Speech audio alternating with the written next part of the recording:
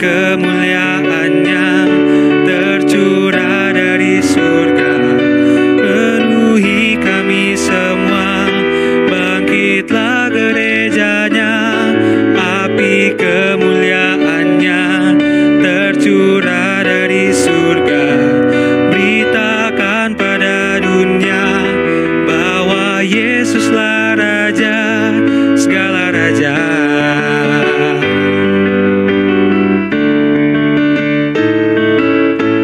Dengarkanlah suara nafiri memanggil semua umatnya dari seluruh penjuru bumi datang untuk menyembah Dia. Dengarkanlah suara nafiri memanggil semua umatnya. Gereja Tuhan bersatu kini mengangkat tinggi panjinya. Bersiap maju janganlah lengah, Yesus Panglima kita. Gunakan semua senjatalah dalam kuasa Roh Kudus. Api kemuliaannya tercurah dari surga. Penuhi kami semua, bangkitlah gerejanya. Api kemuliaannya tercurah dari surga.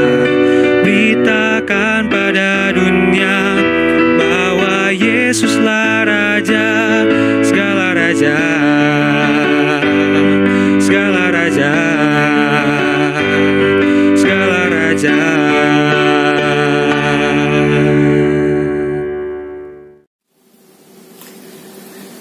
Shalom Bapak Ibu yang dikasihi di dalam Tuhan Yesus. Jumpa kembali dengan saya dalam Renungan Malam. Tema pada malam hari ini mengenai dipenuhi Roh Kudus. Kita akan membaca dari Kisah Para Rasul pasal yang ke-13 ayat pertama sampai 12. Kisah Para Rasul pasalnya yang ke-13. Pada waktu itu dalam jemaat di Antioquia ada beberapa nabi dan pengajar, yaitu Barnabas dan Simeon yang disebut Niger, dan Lukius orang Kirene, dan Menahem yang diasuh bersama dengan raja wilayah Herodes dan Saulus. Pada suatu hari, ketika mereka beribadah kepada Tuhan dan berpuasa, berkatalah Roh Kudus, "Khususkanlah Barnabas dan Saulus bagiku untuk tugas yang telah kutentukan bagi mereka." Maka berpuasa dan berdoalah mereka, dan setelah meletakkan tangannya ke atas kedua orang itu, mereka membiarkan keduanya pergi. Oleh karena disuruh Roh Kudus, Barnabas dan Saulus berangkat ke Selukia, dan dari situ mereka berlayar ke Siprus. Setiba di Salamis, mereka memberitakan firman Allah di dalam rumah-rumah ibadat orang Yahudi, dan Yohanes menyertai mereka sebagai pembantu mereka. Mereka mengelilingi seluruh pulau itu sampai ke Pafos. Di situ mereka bertemu dengan seorang Yahudi bernama Bar Yesus. Ia seorang tukang sihir dan nabi palsu. Ia adalah kawan gubernur pulau itu, Sergius Paulus, yang adalah orang cerdas. Gubernur itu memanggil Barnabas dan Saulus karena ia ingin mendengar firman Allah. Tetapi Elimas, demikianlah namanya dalam bahasa Yunani tukang sihir itu, menghalang-halangi mereka dan berusaha membelokkan gubernur itu dari imannya. Tetapi Saulus, juga disebut Paulus, yang penuh dengan Roh Kudus, menatap dia dan berkata, "Hai anak iblis, engkau penuh dengan rupa-rupa tipu muslihat dan kejahatan. Engkau musuh segala kebenaran. Tidakkah engkau akan berhenti membelokkan jalan Tuhan yang lurus itu? Sekarang, lihatlah, tangan Tuhan datang menimpa engkau dan engkau menjadi buta. Beberapa hari lamanya engkau tidak dapat melihat matahari." Dan seketika itu juga, orang itu merasa diliputi kabut dan gelap. Dan sambil meraba-raba, ia harus mencari orang untuk menuntun dia. Melihat apa yang telah terjadi itu, percayalah gubernur itu, ia takjub oleh ajaran Tuhan.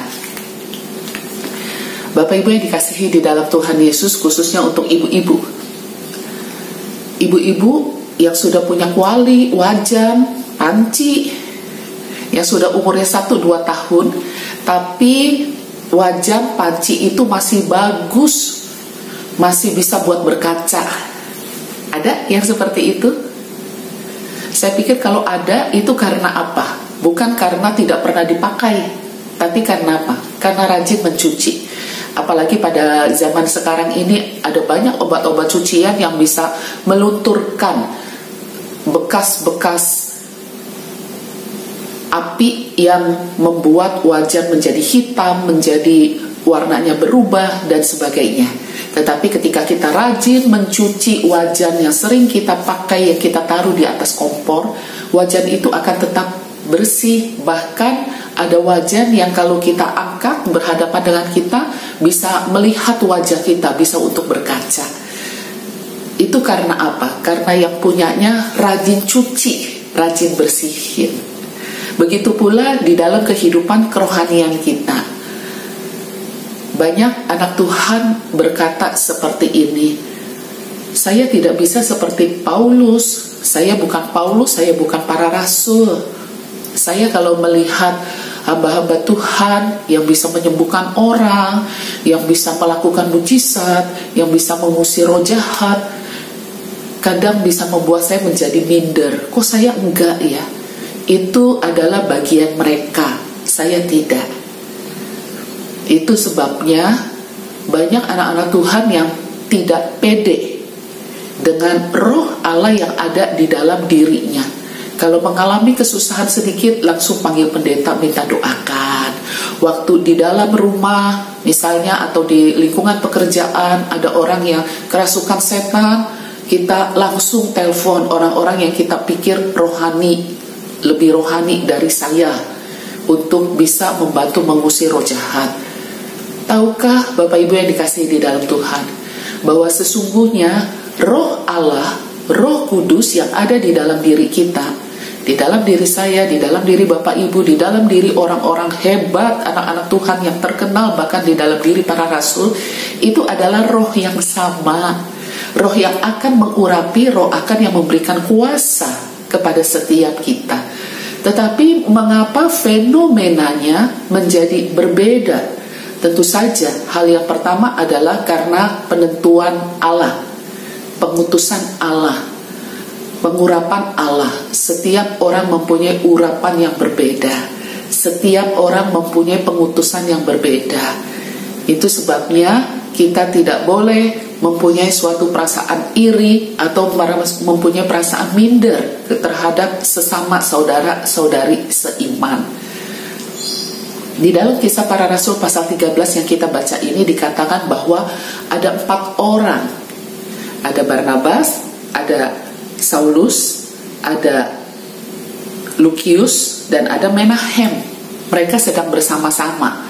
Kemudian mereka berdoa, mereka berpuasa, lalu Roh Kudus berbicara di dalam hati mereka masing-masing bahwa Tuhan mengutus secara khusus Paulus dan Barnabas untuk pergi ke Siprus. Maka mereka berdoa, mereka menumpangkan tangan atas kedua orang ini dan mereka pergi. Hanya Barnabas dan Saulus yang diutus, tetapi Lukius dan Menahem tidak. Ini bukan berarti Lukius dan Menahem kurang rohani, tetapi ini berdasarkan penentuan Allah, berdasarkan pengutusan Allah. Setiap kita mempunyai pengutusan dan pengurapan Tuhan yang berbeda-beda. Itu sebabnya kita tidak boleh minder dengan sesama anak Tuhan, atau sebaliknya kita menjadi sok rohani, menjadi lebih rohani dengan anak Tuhan yang lain. Poin yang kedua adalah bahwa apa yang membuat Saulus dan Barnabas ketika menuju ke Siprus, mereka mampir ke Salamis. Di Salamis itu ada satu peristiwa di mana gubernur Salamis tertarik dengan ajaran Saulus yang disebut juga Paulus bersama dengan Barnabas. Mungkin dia sering dengar bahwa ada 2 orang di bait Allah yang sering mengajarkan hal-hal yang luar biasa. Gubernur tertarik, jadi dipanggillah Barnabas dan juga Paulus. Tetapi ada satu orang yang tidak suka ketika gubernur memanggil 2 orang ini. Yaitu siapa? Yaitu orang yang menguasai kota, bukan secara struktur politik, struktur politik itu gubernur setempat, tetapi menguasai kota di dalam pengertian dia adalah seorang tanda kutip dukun yang dipercaya oleh orang-orang sekitar di Salamis itu, yaitu Bar Yesus. Dia seorang Yahudi. Bar Yesus ini kalau ada orang sakit datang ke dia, kalau ada orang mau memulai bisnis datang ke dia, kalau orang ada masalah mau meramal sesuatu datang ke dia. Dia adalah dukun yang cukup dikenal dan dia langganannya gubernur. Dan otomatis kalau orang datang kepada dia pasti bayar. Itu bukan jasa yang gratis, tetapi bayar. Apalagi kalau gubernur pasti bayarannya besar. Pada waktu gubernur memanggil Saulus dan Barnabas, dia sudah mulai tidak suka karena dia pikir saya akan kehilangan pelanggan. Apalagi ketika gubernur itu sangat tertarik dengan ajaran Paulus dan Barnabas.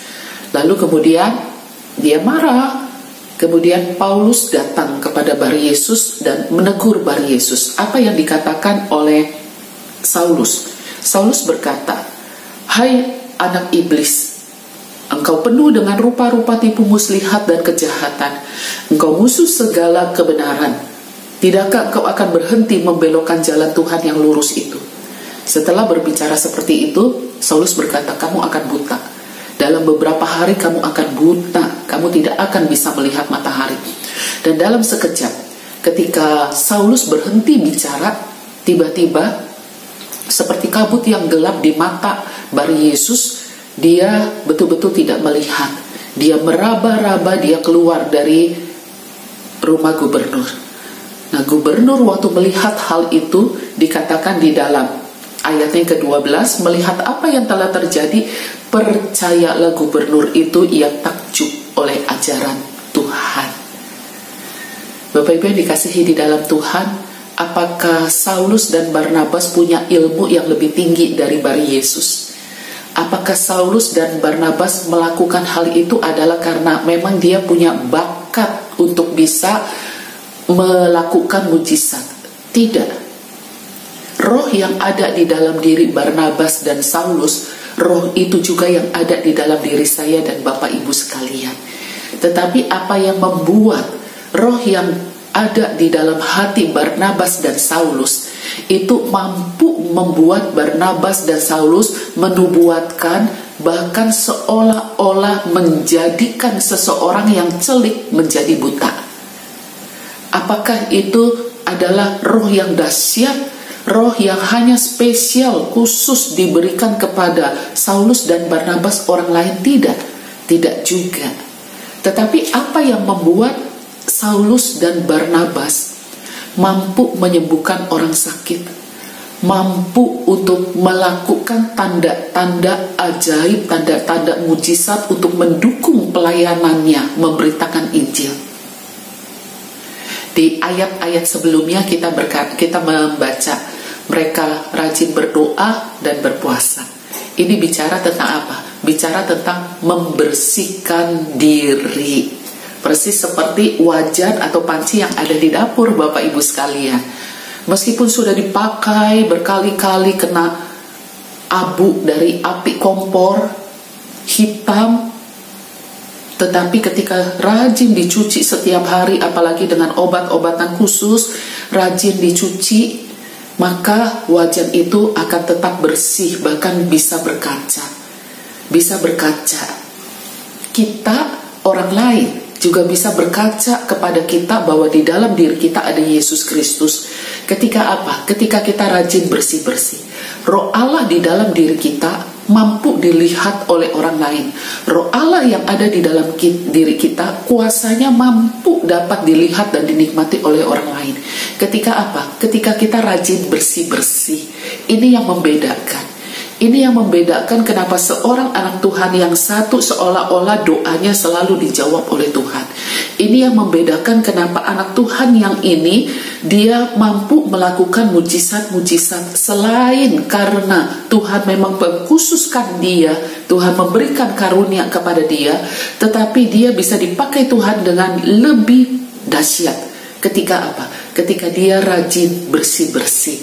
Artinya apa rajin bersih-bersih? Roh Kudus ketika hadir di dalam diri kita sekali untuk selamanya. Dan ketika Roh Kudus hadir di dalam diri kita, kita juga perlu membersihkan diri kita, membersihkan tubuh kita dari karakter-karakter yang buruk, dari pikiran-pikiran yang jahat, lewat firman, lewat doa, lewat puasa, lewat pujian. Semakin engkau dekat dengan Tuhan, maka kuasa roh kebenaran yang ada di dalam dirimu semakin limpah keluar. Semakin engkau menjauhkan diri dari kebiasaan-kebiasaan untuk melatih diri dekat dengan Tuhan, semakin kemampuan-kemampuan rohani itu tertutup di dalam diri engkau. Bapak Ibu, dipenuhi roh tidak harus ditandai dengan berbahasa roh, tetapi dipenuhi roh sampai roh itu melimpah dan orang lain bisa menikmati berkat dan bisa melihat Tuhan yang ada di dalam diri kita. Itu karena saudara dan saya rajin bersih-bersih. Amin. Mari kita masuk di dalam doa. Segala puji, hormat, juga syukur kami naikkan kepada Engkau. Tuhan, kami bersyukur kepadamu untuk roh-Mu yang kudus, yang hidup, yang mulia, yang sudah tinggal di dalam diri kami, di dalam hidup kami. Tetapi ampuni kami Tuhan jika di dalam perjalanan hidup kami malas untuk kami mendekatkan diri kepada Tuhan. Kami malas untuk melatih tubuh ini, melatih jiwa ini untuk lebih dekat dengan Tuhan. Kami lebih suka melakukan hal-hal yang kami inginkan, yang kami cari di dalam dunia ini. Ampuni kami Tuhan. Biarlah kiranya di masa-masa seperti ini ajar kami untuk kami dapat lebih mendekatkan diri kepada Engkau. Lebih banyak membaca Alkitab, lebih banyak berdoa, dan ajar kami sebagai anak-anak Tuhan untuk kami dapat belajar berpuasa. Dan di dalam puasa itu kami mendapat bersyafaat. Di dalam puasa itu kami dapat lebih dekat kepada Engkau. Tuhan, tolong kami. Karena orang lain dapat melihat Kristus di dalam diri kami jika tubuh kami, hidup kami transparan, dekat, sering dibersihkan, sehingga itu bisa memancarkan kasih Kristus dengan leluasa. Terima kasih. Kami bersyukur, kami memohon kepadamu. Di dalam nama Tuhan Yesus kami berdoa. Amin. Selamat malam Bapak Ibu sekalian. Rajin bersih-bersih. Dengarkanlah suara nafiri memanggil semua umatnya dari seluruh penjuru bumi datang untuk menyembah Dia. Dengarkanlah suara nafiri memanggil semua umatnya. Gereja Tuhan bersatu kini mengangkat tinggi panjinya. Bersiap maju janganlah lengah, Yesus Panglima kita. Gunakan semua senjata